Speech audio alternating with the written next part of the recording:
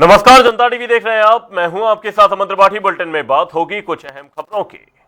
पर्यटन सीजन में जाम की समस्या से जूझ रही मसूरी को जल्द राहत मिल सकती है। प्रशासन ने शहर में ई रिक्शा आधारित शटल सेवा का सफल ट्रायल किया। एसडीएम राहुल आनंद, परिवहन विभाग और नगर पालिका और पुलिस की मौजूदगी में विभिन्न मार्गों पर ई रिक्शा की क्षमता का परीक्षण किया गया। पहाड़ी मार्गों और तीखी चढ़ाइयों पर प्रदर्शन संतोषजनक रहा। प्रशासन अब सेवा संचालन की नियमावली तैयार कर रहा है। एआरटीओ चारू पंत मिश्रा ने बताया कि ई रिक्शा पर्यावरण अनुकूल और किफायती साधन है, जिससे यातायात दबाव और प्रदूषण दोनों में कमी आएगी। अभी तो जैसा हमको निर्देश मिले थे, मॉल रोड, किंग ट्रैक से मॉल रोड हम लोग महिंद्रा के 2 वर्जन्स और जो लाइब्रेरी चौक है वहाँ के लिए यहाँ से गाड़ियाँ ले गए थे। अभी उद्देश्य ये था हमारा कि हम ये देख सकें कि ये गाड़ियाँ जो कि इलेक्ट्रिक ऑटोज़ हैं ये किस प्रकार से परफॉर्म कर रहे हैं।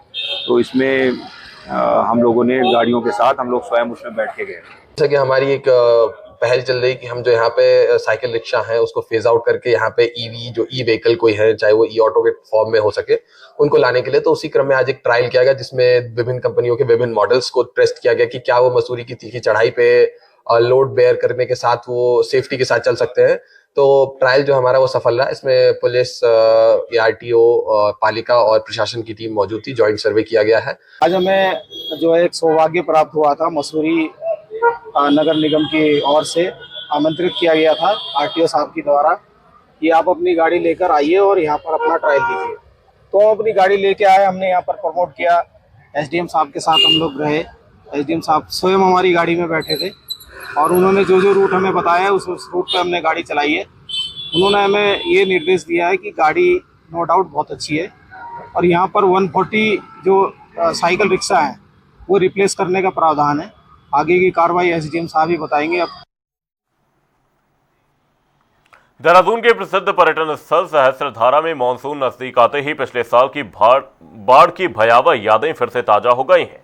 सितंबर 2025 में बादल फटने और भारी बारिश से बल्दी नदी में आई बाढ़ ने भारी तबाही मचाई थी, जिसमें जान माल का बड़ा नुकसान हुआ था। अब नदी किनारे नए निर्माण कार्यों को लेकर स्थानीय लोगों और पर्यटकों में चिंता बढ़ गई है। पर्यटकों ने बेहतर चेतावनी प्रणाली और सुरक्षा उपायों की मांग की है। वहीं जिलाधिकारी डॉक्टर आशीष चौहान ने अवैध अतिक्रमण हटाने और संवेदनशील क्षेत्रों की निगरानी बढ़ाने की बात कही है। रिपोर्ट देखिए। हरे भरे पहाड़ों और झरनों के बीच बसा सहस्त्रधारा देहरादून के सबसे लोकप्रिय पर्यटन स्थलों में से एक है। यहाँ हर साल हजारों पर्यटक आते हैं, लेकिन इसकी मनमोहक सुंदरता के पीछे प्रकृति के प्रकोप की एक दर्दनाक कहानी छिपी है। पिछले साल इस खूबसूरत जगह ने अपने सबसे भयावह पलों में से एक को देखा, जब बादल फटने से बल्दी नदी में अचानक बाढ़ आ गई थी। इसने हर तरफ तबाही मचा दी थी।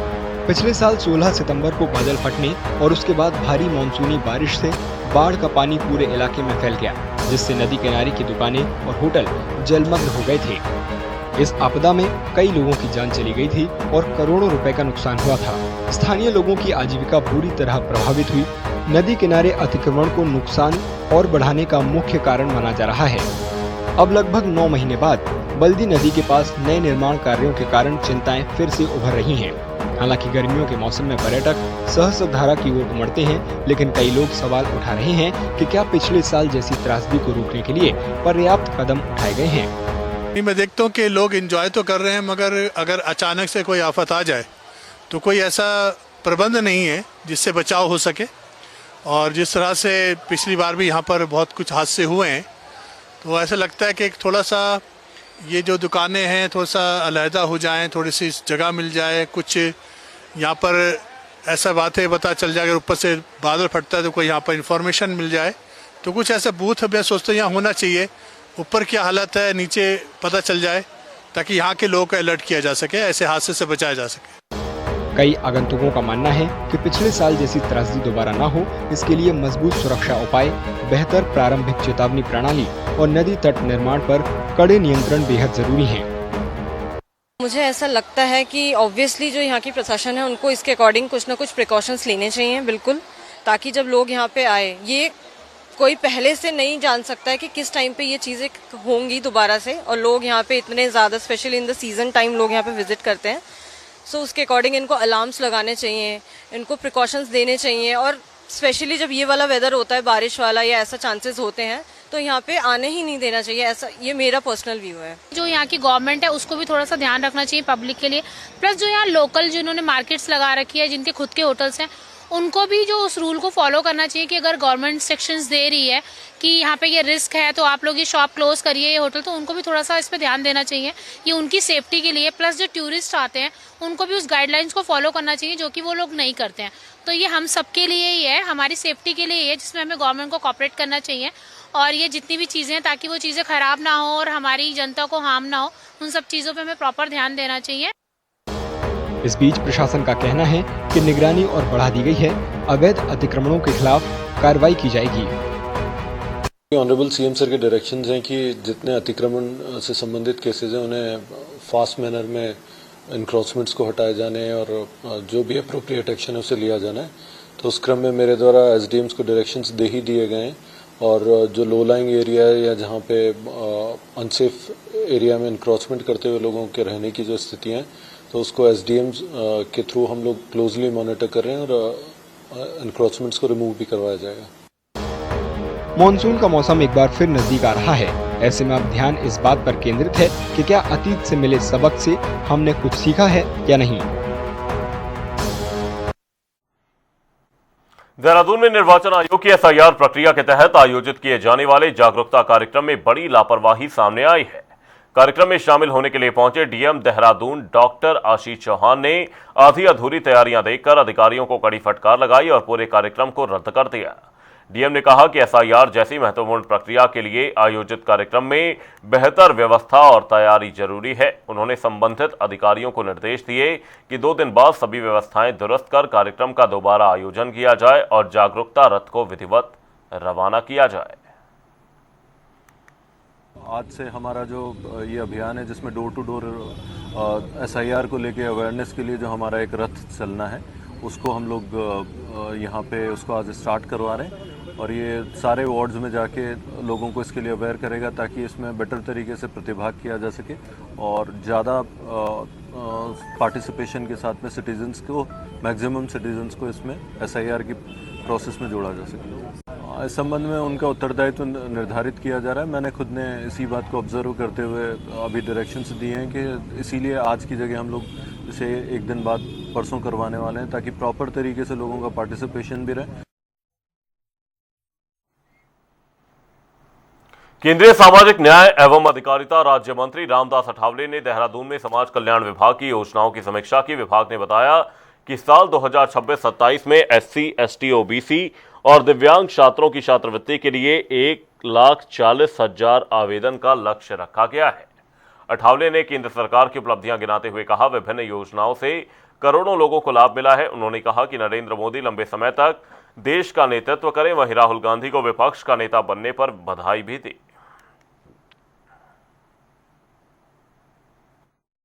माननीय प्रधानमंत्री नरेंद्र मोदी जी ने अपने प्रधानमंत्री पद के 12 साल पूरे किए हैं और उन्होंने 3,499 दिन पर वो प्रधानमंत्री पद पर रहे हैं। तो पंडित जवाहरलाल नेहरू जी भी मतलब 3 बार प्रधानमंत्री रहे थे, लेकिन उससे भी ज्यादा कार्यकाल इनको मिला है। इसीलिए हमारे एनडीए के तमाम हमारे नेताओं ने, जो जहां बीजेपी के एनडीए के मुख्यमंत्री है, उन्होंने कल मतलब वहाँ दिल्ली में उनका तो स्वागत किया है और उन्होंने 12 सालों में देश को नंबर 4 पर इकोनॉमी में लाया है। हरिद्वार की रानीपुर विधानसभा में बीजेपी विधायक आदेश चौहान के कार्यालय का कांग्रेस कार्यकर्ताओं ने घेराव किया। कांग्रेस नेता मनोज धनगर के नेतृत्व में कार्यकर्ता शिवालिक नगर चौक से प्रदर्शन करते हुए विधायक कार्यालय पहुंचे। कांग्रेस ने आरोप लगाया कि क्षेत्र में विकास कार्य न के बराबर हुए हैं और सफाई व्यवस्था बदहाल है। प्रदर्शनकारियों ने नारेबाजी करते हुए विधायक से जवाबदेही की मांग की है। मनोज धनगर ने कहा कि विकास के नाम पर जनता को केवल आश्वासन मिले, जिससे लोग खुद को ठगा हुआ महसूस कर रहे हैं।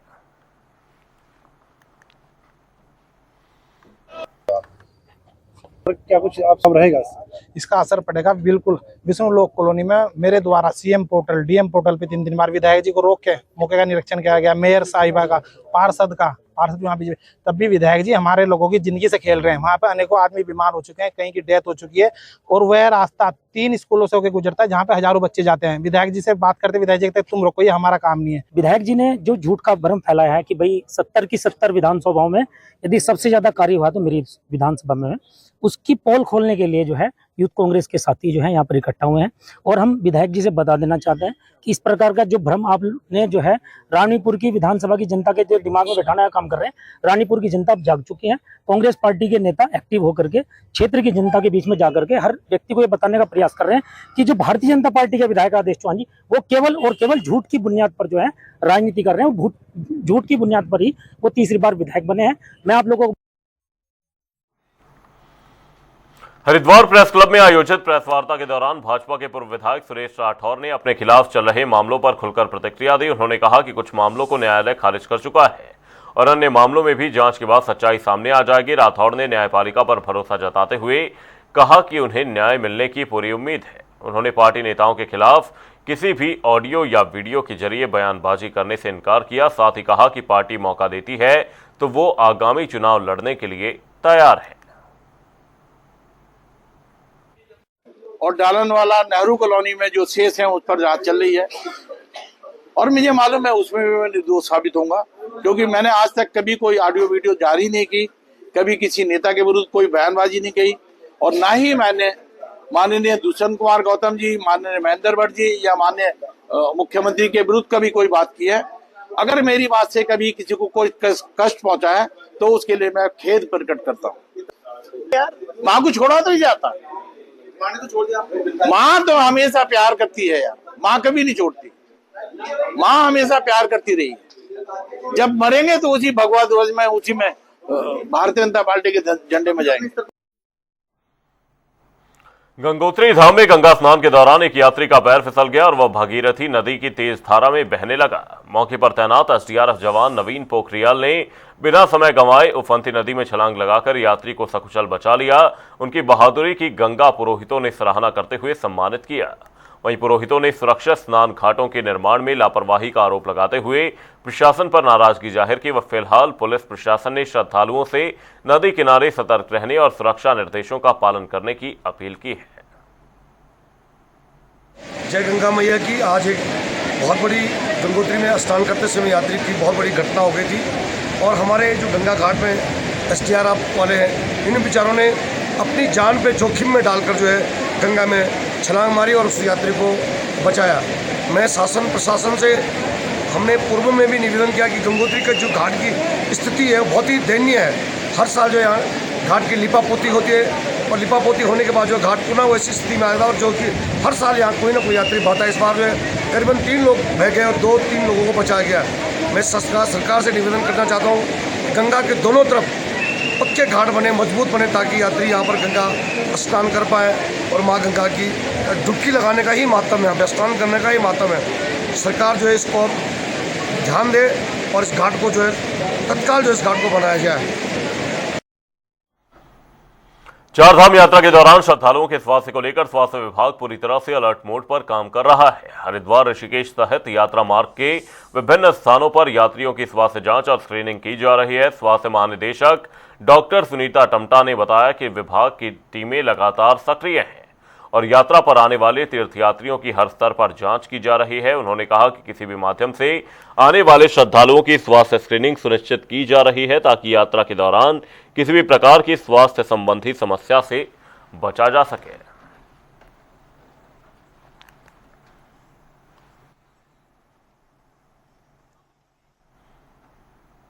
हरिद्वार में भारतीय किसान यूनियन अंबावता के बैनर तले बड़ी संख्या में किसान एकत्रित हुए और केंद्र और राज्य सरकार की नीतियों के खिलाफ प्रदर्शन किया। किसानों ने आरोप लगाया कि सरकार के फैसलों से खेती, किसानी और ग्रामीण अर्थव्यवस्था प्रभावित हो रही है। इस दौरान संगठन में कई नए लोगों के शामिल होने की भी घोषणा की गई। भाकियू अंबावता के राष्ट्रीय अध्यक्ष चौधरी ऋषिपाल ने कहा कि किसानों की लंबित मांगों की लगातार अनदेखी की जा रही है। उन्होंने चेतावनी दी कि समस्याओं का समाधान नहीं होने पर आंदोलन को व्यापक रूप दिया जाएगा। उन्हीं पे चर्चा हुई। संगठन को मजबूत करने के लिए कुछ फेरबदल करेंगे, वो कल घोषणा करेंगे। आज जो मुद्दे हैं, आज तो किसान संगठन में मुझे लग रहा है कि मजबूती आई है और लोग बहुत जुड़े हैं, अच्छे अच्छे लोग।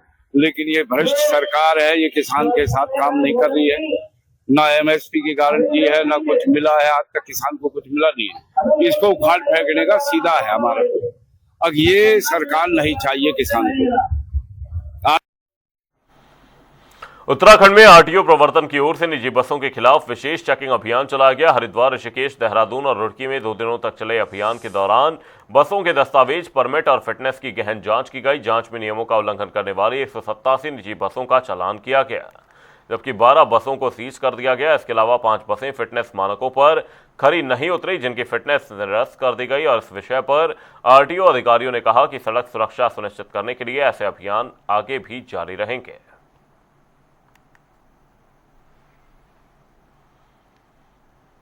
हरिद्वार में भारतीय किसान यूनियन महाशक्ति के कार्यकर्ताओं ने रोडी, बेलवाला पुलिस चौकी और एक होटल का घेराव कर जोरदार प्रदर्शन किया। किसानों का आरोप है कि होटल कर्मचारियों ने उनके साथ मारपीट की, जिसमें कई लोग घायल हो गए। किसानों के अनुसार एक पति पत्नी के विवाद का वीडियो बनाए जाने का विरोध करते हुए होटल कर्मचारियों ने कहा सुने के बाद मारपीट की घटना से नाराज किसानों ने दोषियों के खिलाफ कड़ी कार्रवाई की मांग उठाई है।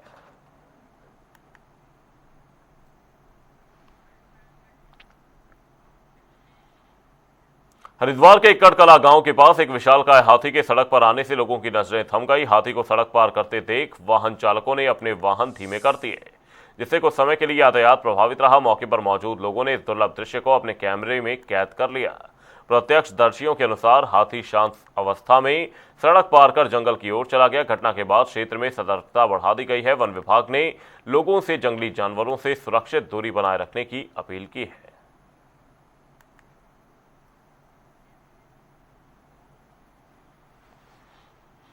बद्रीनाथ जोशीमठ मार्ग पर बिनाकुली गांव के पास उस समय बड़ा हादसा टल गया जब बद्रीनाथ से हरिद्वार जा रही श्रद्धालुओं से भरी बस के अचानक ब्रेक फेल हो गए।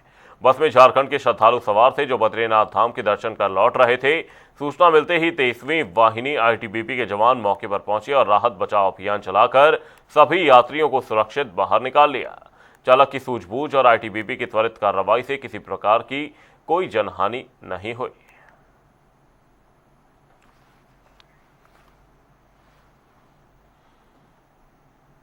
देहरादून में शराब की ओवर रेटिंग को लेकर प्रशासन की कार्रवाई के बीच रायपुर स्थित एक शराब ठेका विवादों में आ गया है। ठेके के मालिक ने आबकारी विभाग की एक अधिकारी पर साजिशन परेशान करने और बिना ठोस आधार के ओवर रेटिंग का आरोप लगाया है। ठेकेदार का कहना है कि उनके प्रतिष्ठान पर निर्धारित दरों पर ही शराब की बिक्री होती है और सभी नियमों का पालन किया जाता है। वहीं मौके पर मौजूद ग्राहकों और स्थानीय लोगों ने भी दावा किया कि ठेके पर शराब तय कीमत पर ही उपलब्ध कराई जा रही है। हम लगातार आते रहते हैं यहाँ। पैसा ज्यादा लिया या उतना ही? ना उतना ही। सर जी जिस दिन मैडम आए जो खरीदारी करा दिया उसमें मैं जो था रेट टू रेट दिया। वो कस्टमर है डेली सुबह शाम आने वाला होटल वाला है, उसको 10-5 रुपए का हमको सुबह शाम चलते रहता है। कभी कम होता है कभी ज्यादा है। तो भाई जी कभी 10 रुपये कम है बोलेगा फिर शाम को देना, फिर फल देना, ऐसे शाम को चलते रहता है। वो हिसाब से मैं हिसाब से देता। मैं जो था रेट तो रेट काट के दिया था। मैडम जबरदस्ती आए मेरे को साइन तुम ओवर रेट लिया बोल के जबरदस्ती साइन करा। मैं साइन कर देते यही है सर। कहते हैं यहाँ वही रेट मिलता है जितना हमें लेते हैं 160 रुपए की। तो ज्यादा यहाँ पैसा लेते हैं या उतना ही है? उतना ही लेते हैं, ज्यादा नहीं लेते। जो है अपनी दुकान से कोई अपरिचित आदमी भी आया था, उन्होंने बोला जो है मेरे लिए जो है मैकडॉल का क्वार्टर और एक बियर की कैन ला जाना। वहाँ से मैं वहाँ से यहाँ आया, दारू लेने यहाँ आया तो मेरे पे जो इनका 10 रुपये पहले बकाया था, हो सकता है उन्होंने वो काट दिया होगा। रुद्रप्रयाग में केदारनाथ धाम यात्रा के दौरान कानून व्यवस्था मजबूत करने और सड़क दुर्घटनाओं पर रोक लगाने के लिए पुलिस द्वारा सघन संध्याकालीन वाहन चेकिंग अभियान चलाया जा रहा है। पुलिस अधीक्षक के निर्देशन में चल रहे इस अभियान में ड्रिंक एंड ड्राइव पर विशेष फोकस रखा गया। ब्रीथ एनालाइजर से संदिग्ध चालकों की जांच की जा रही है और यातायात नियम तोड़ने वालों पर कार्रवाई हो रही है। साथ ही होटल, लॉज और ढाबों में औचक चेकिंग कर यात्रियों की आईडी भी सत्यापित की जा रही है।